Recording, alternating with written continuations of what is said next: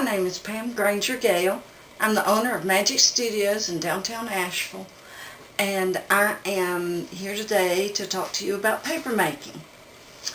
My background is that I'm a retired elementary art teacher with 17 years of experience from Transylvania County Schools and 7 years of experience from Greenville County, South Carolina School District. So today I'm here to talk about paper making. But first I want to make sure that you have the correct supplies. So let's review what you need. Number one, and most important, is a blender. You need Mom and Dad's permission to use the blender. It can be washed out thoroughly after your paper making experience. Next, you need 2 catalogs. They can be an old telephone book, a current Uline catalog, or any other catalog that you get at your house. Also, you need some papers that you can put in the blender because our paper making will be a form of recycling. So I've got assorted scrap papers here. You can use newspaper. You can use copy paper that has print on it. You can use tissue paper with print or white paper, white and colored tissue paper. Again, any paper that has color is awesome. And then this is an old brown paper bag that's been wrinkled up and crushed. Next, you can go outside and find awesome things to bring into your paper, like leaves. Please make poison ivy leaves. Okay, now some of the supplies. You need 2 tin cans that are the same size, and they fit one on top of each other, like so. And then look, you'll need Mom and Dad's help for this. The ends need to be cut out. You need a sponge. You need cookie cutters. These are optional. Cookie cutters are optional, but they're also a fun thing to have. You need some screen wire material. You could also use pantyhose, and I'm sure Mom has an extra pair that she wouldn't mind letting you cut up.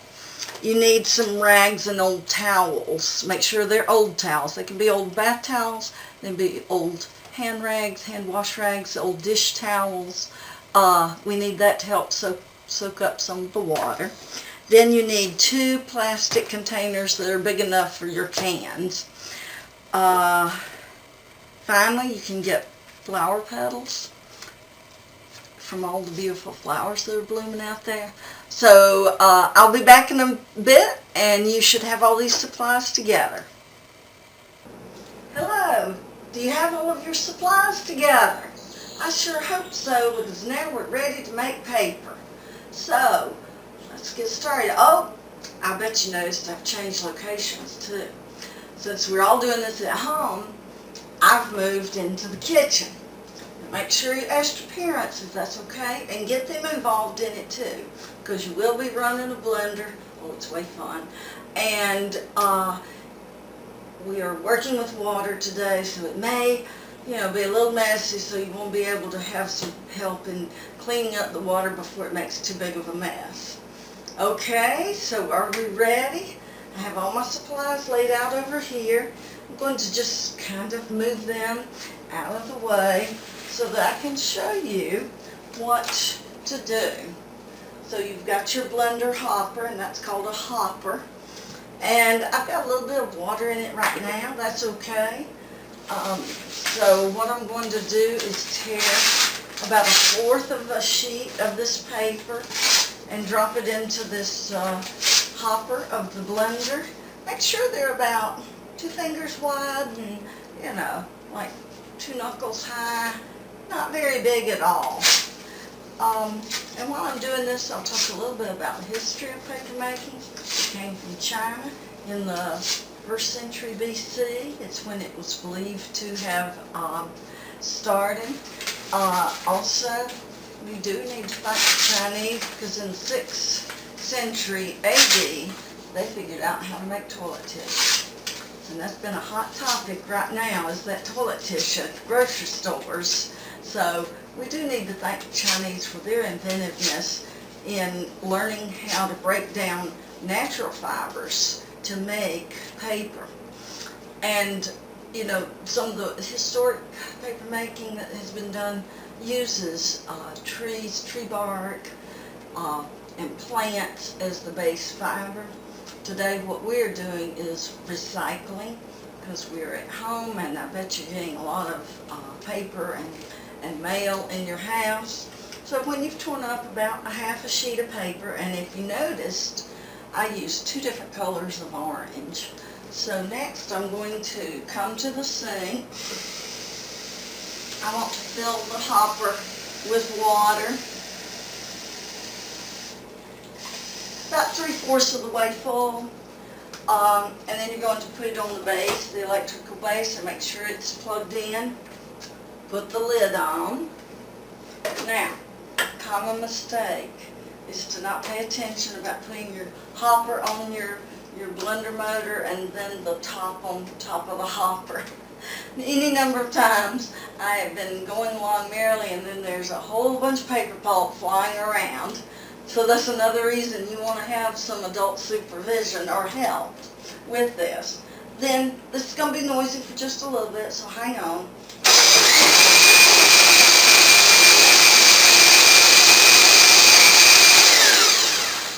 So roughly a minute, 30 seconds, you want to blend it, and you want to have it where it is swirling around in that water. Next, I should have gotten this all ready, but you're going to move over your container that's going to catch water. Alright, and I found some pantyhose, and I'll use that later on today. But right now I'm going to use my 2 bean cans, and then I'm going to take my screen. So if you notice, I'm putting 1 can down in the tray, and then the next can is sitting on top of that mesh, screen mesh. If you're using the pantyhose, it would be sitting on top of your pantyhose. Then you're going to pour this slowly down through the top can. Remember, that top can has the bottom cut away.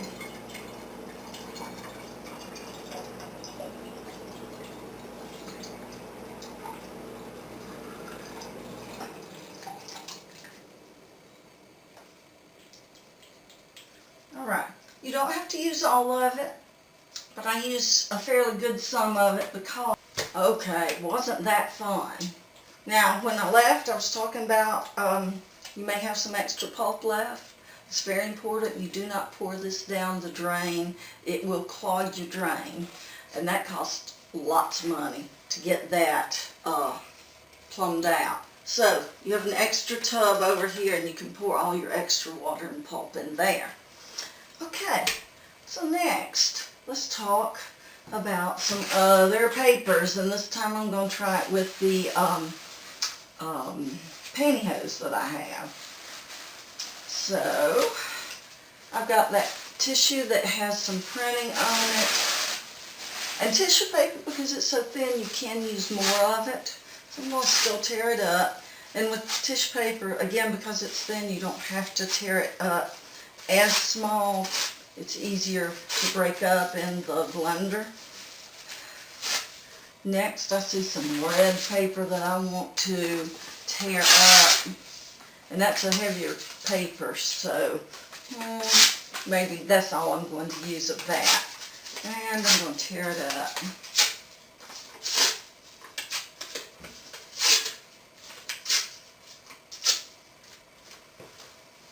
Now, I'll get some water, and we'll put it right on the motor. Now, I would always make paper with my elementary school kids at the end of the school year, so this is very appropriate for me to be teaching you how to do this. Remember your hand up here.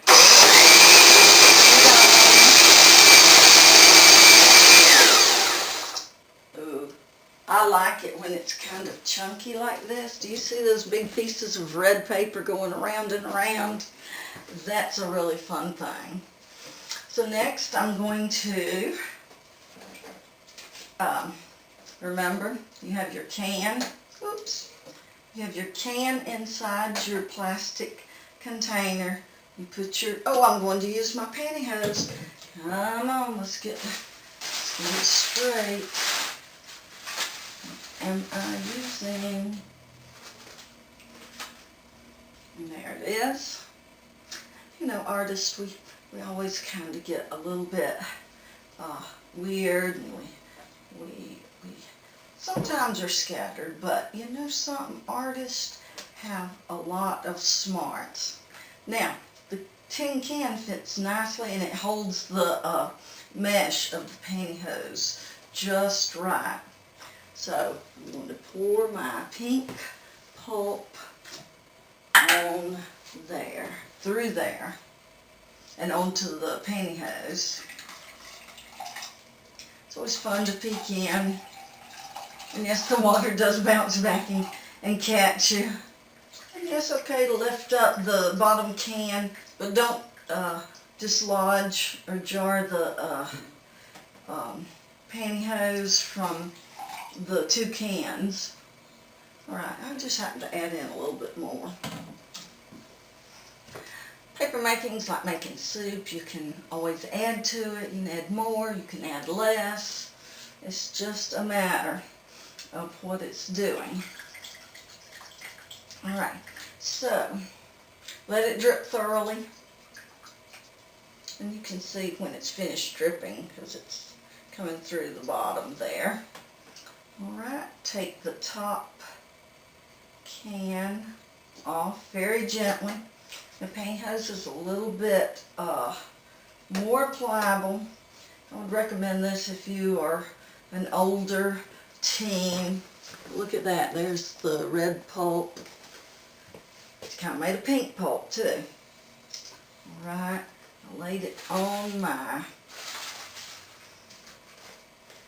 rag and I'm going to soak out the water with the sponge. This is called pressing. And then in paper making, when I do it with a mold and decal, which is the frame set for paper making, it's called couching. And it's spelled like couching. Alright, a little grammar and spelling lesson there.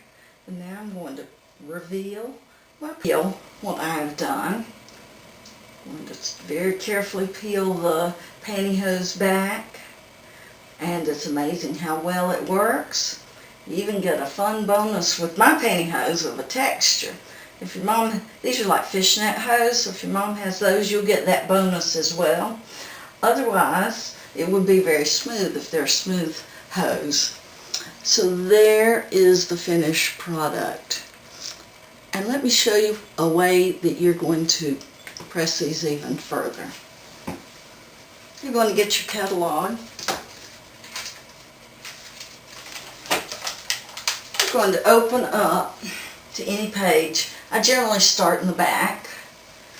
And then you're going to take your rag and flip that over onto the paper of your catalog and peel the rag off, and the handmade paper will stick to the catalog paper. And then you're going to prep it for your next time when you're making a piece of paper. So I'm going to open up a page. I'm going to have my rag here and my sponge, and then I'll be ready to make some more paper. I do like this pink color. I think I'm going to show you something that you can do. It's very fun. You can embed flowers in your paper. I am going back to my screen. I like it a lot better. And this is one of those moments when artists don't remember where they put things. Typically your screen falls down in the water. So what I'm going to do, again, bottom can, screen, top can, then with flowers that I've collected, like this beautiful iris and these daisy fleabane, I want to embed them in the paper. So what I'm going to do is tear off a few petals and drop it down on there. The screen has caught it. I'm going to do this and drop it in. Oh yes, I have 3, 4, I like odd numbers, 5. I'll drop a 5th one in there. And since I have so much of this pretty pink pulp, I'm going to use it. So, remember the flowers are on there, and this is an easy way to embed flowers in your handmade paper. And while we're doing this, I might want to mention too that you're only limited by the size of your can. If you have like a 5-gallon coffee can, and you have 2 of those, your circles are going to be much larger than mine. This happens to be the only cans I had available, but you're still making paper with the 2 cans of equal size. It's drained. Let me pull up the bottom can to make sure there's no water caught down there. Take the top can off. I'm going to press this first. If you look really, really closely, oh, I told a story. I can't help it. I want you to see that. Look at that. All right, so now I'm going to flip this over onto my rag. And I'm going to cooch it. Remember that? We're cooching. Cooching. Cooching. Okay, so after a lot of pressing, I'm ready to do the reveal of this paper. Oh, it's really, really beautiful. So, I'll bring it close and we can talk about what you're seeing. You can see a little bit of the purple iris leaf poking through. You can see the daisy fleabane poking through as well. So now I'm going to take it to my portable drying press, and that's my new name for it, a portable drying press. And I'm just going to flip it over like a pancake. How many of you have had pancakes lately? Those are yummy things to have. And press, and oh my, it's a beauty. You can see the daisy fleabane peeking out, and you can see I'm going to do some cookie cutter papers now. So I'm going to use some of the colorful paper from the telephone book. I'm going to again tear it up. This is more or less a newsprint. So that again means it's very thin style paper. So I'm not as concerned about the size and that I am going to be tearing it up and doing. But I will only use about a page. Get some more water.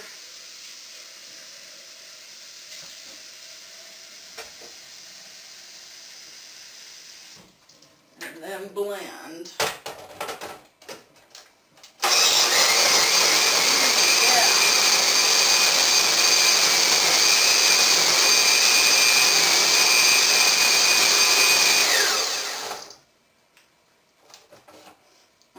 Again, I like that chunky nature of it. Look at that. And now, what I'll do is this is a cat shape and I have a butterfly shape. So I'm going to choose the butterfly. And this time, you don't need the can on top. You just need your cookie cutter on top of your screen. And you're going to pour your pulp inside that cookie cutter shape. The can acts as a support to keep the cookie cutter, straight. So, again, you're going to let it drip, drip, drip. Oh, cute, cute, cute. Lift the cookie cutter off. Now look at that. It's a green butterfly. Alright. Flip. I'm going to cooch. Cooch, cooch, cooch.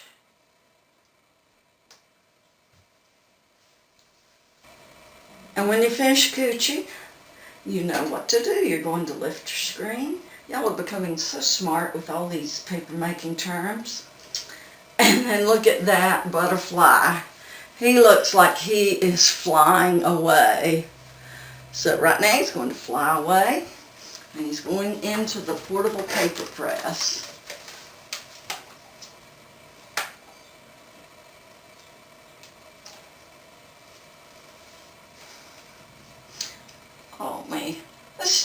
so much fun. I hope you boys and girls have enjoyed this, and moms and dads too, because you got to learn about paper making in a recycling way. And so let me close the paper press up. You can do, and that's get your blender hopper, get grasses or green things, and you want to cut them up and put them in the blender. And then I'm going to add in some paper. But I think this will look awesome. It may not make a new color. I'm going to add my favorite paper here, this yellow. And I'm going to tear it up, throw it in. Tear it up and throw it in. It's kind of a good little activity, and you can stand and talk to whoever's in the kitchen with you, mom, grandmom, granddad. It's really a fun thing to, kind of stand around and chat and find out more about each other's lives right now. I will give you a fun fact on paper making, that it came to the United States in 1790 in Philadelphia area. So look that up and see what other important events happened in Philadelphia around that time. Okay, here we go, ready to blend.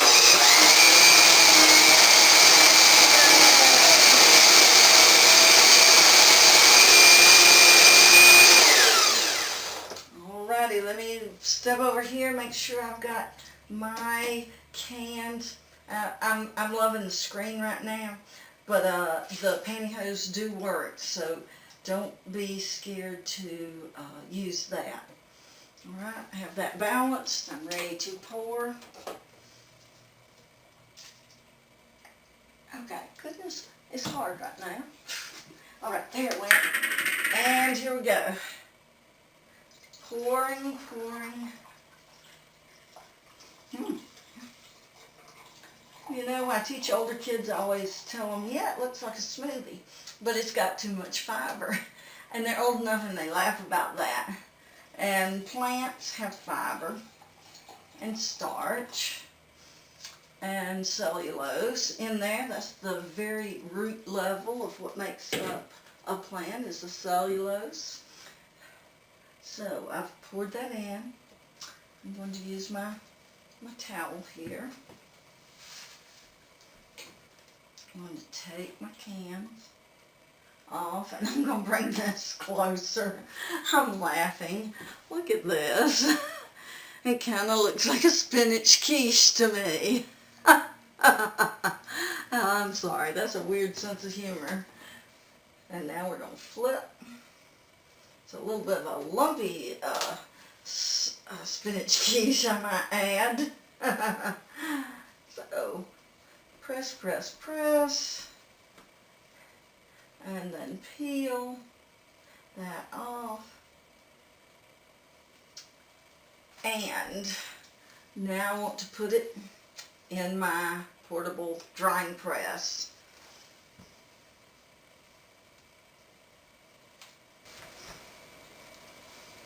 Alright, now we're going to reveal it on the page of the portable drying press. Voila! So, what do you say we are going to do with this portable drying press? You don't know. Well, you want to put it near a heat vent, air duct that's blowing air. If you have a portable fan, you can put the fan blowing this way. Make sure you add an extra weight on here to keep it weighted. But otherwise, just an easy thing is to put it by a heat vent, or if it's a sunny day, you can put it outside and let the heat it up. But the main goal is to keep it flat and keep it pressed. So, I'll be back in a day. You've got to wait 24 hours to see if, let this dry. And so, see you in 24 hours, and I'll show you the dried papers.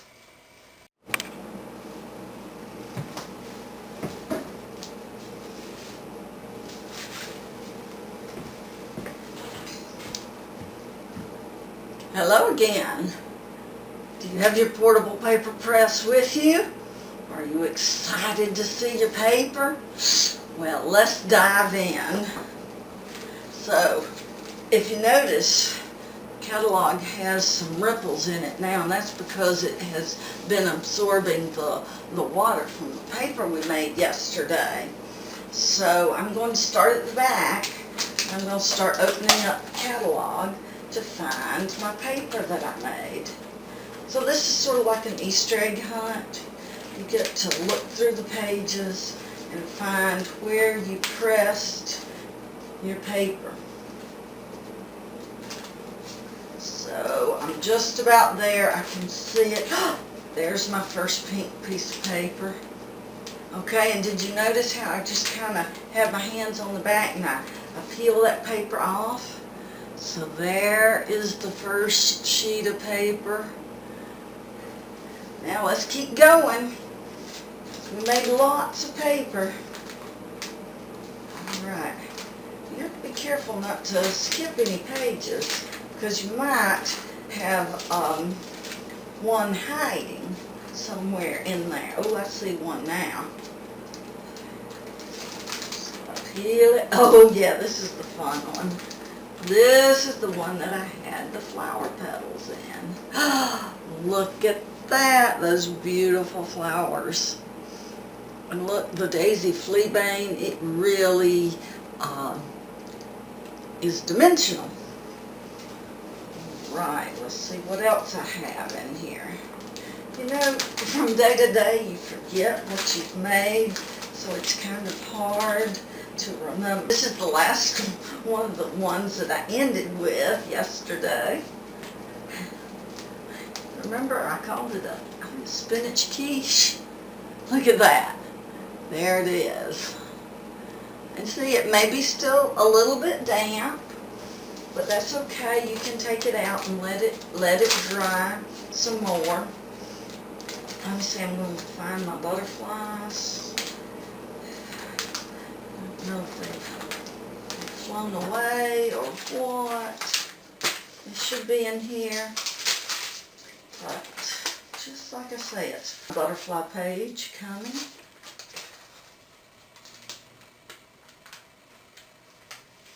Ah, yes, there it is. I'm looking for that last butterfly that I made. Here it is. So our butterfly is going to fly away. Now I'm going to give you a couple of tips here before the butterfly flies away. If the paper's a little wrinkly, you can use a cool iron to press it. Ask Mom and Dad for their help. Also, another fun thing to do, and I should have showed you this during the making process, is to sprinkle some seeds. When you have the paper on the screen and it's still wet, sprinkle some seeds, pour some more paper on it, and then let that drain, take it out and press it, and you have these wonderful seeds. And you can give these as little gifts or send them in cards to your family and friends. So that's a little extra tip for you in paper making. I hope you've enjoyed this, and I look to see you again, either in person or virtually. This is Pam Granger Gale from Magic Studios. Thank you.